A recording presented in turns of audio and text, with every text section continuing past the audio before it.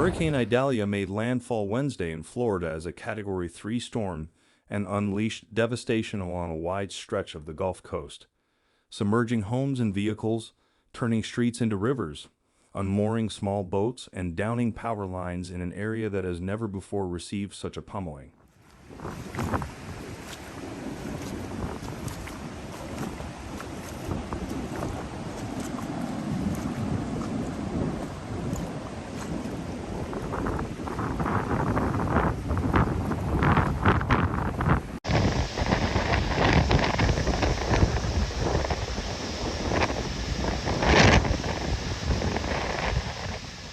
More than 330,000 customers in Florida and Georgia were without electricity, all rushing water-covered streets near the coast.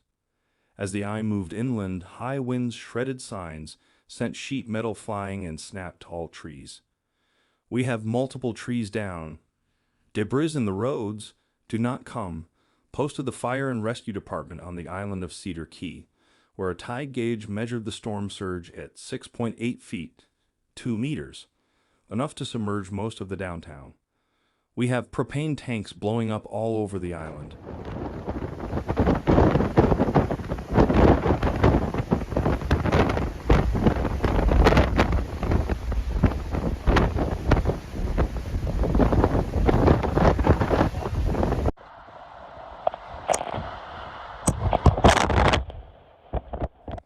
Idalia came ashore in the lightly populated Big Bend region, where the Florida Panhandle curves into the peninsula. It made landfall near Keaton Beach at 7:45 a.m. as a high-end Category 3 hurricane with maximum sustained winds near 125 miles per hour, 205 kilometers per hour. R.J. Wright stayed behind on Cedar Key so he could check on elderly neighbors. He hunkered down with friends in a motel, and when it was safe, walked outside into chest-high water.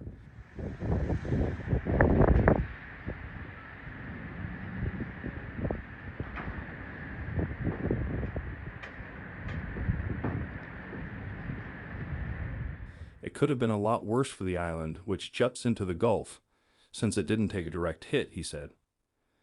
"It got pretty gnarly for a while, but it was nothing compared to some of the other storms," Wright said.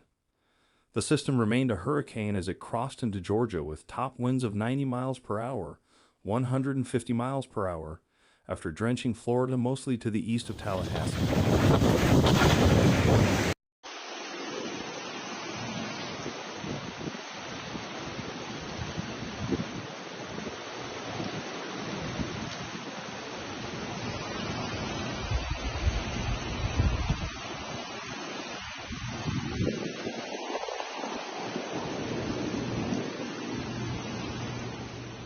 Forecasters said it would punish the Carolinas overnight as a tropical storm. Some models had predicted that Idalia could circle southward toward land again after that, but the National Hurricane Center predicted it would move deeper into the Atlantic this weekend.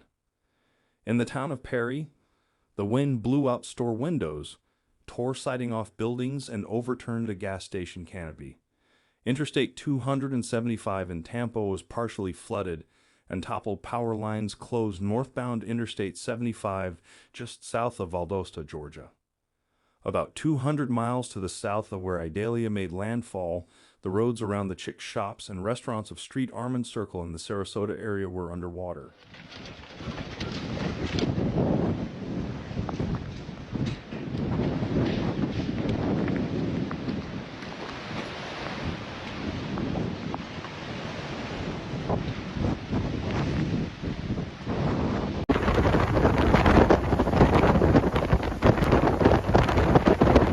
Astounded by the flooding that turned Tampa's Bayshore Boulevard into a river, Bill Hall watched a paddleboard ride along the edge of 35. "This is actually unbelievable," Hall said. "I haven't seen anything like this in years."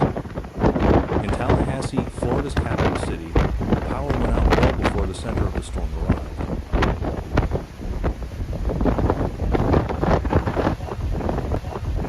Tallahassee Mayor John Daley urged everyone to shelter in place. Florida residents living in vulnerable coastal areas had been ordered to pack up and leave as Idalia gained strength in the warm waters of the Gulf of Mexico.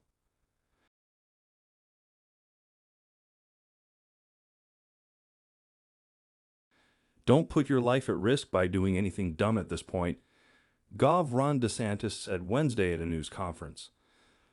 This thing's powerful. If you're inside, just hunker down until it gets past you.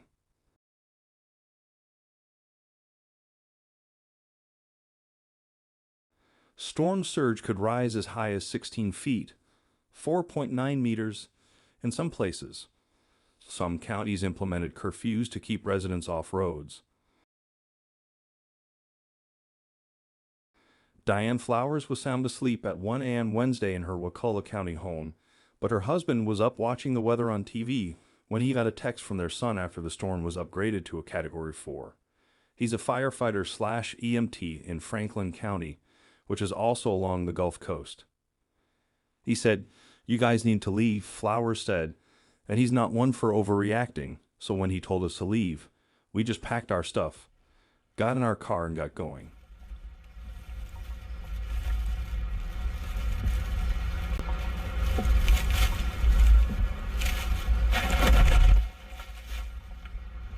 They quickly packed a few clothes, medicine, food for their 2 border collies, a computer, important documents, and a bag of Cheetos. Motels were packed all the way into Alabama, where they ended up finding a room in Dothan. The National Weather Service in Tallahassee called IDALIA an unprecedented event, since no major hurricanes on record have ever passed through the bay abutting the Big Bend. The state, still dealing with lingering damage from last year's Hurricane Ian, feared disastrous results. Not everyone heeded the warnings to leave, and Hernando County Sheriff Al Nienhuis said authorities couldn't guarantee rescues for people who didn't evacuate, since coastal roads would only get more flooded as high tide pushes more water inland.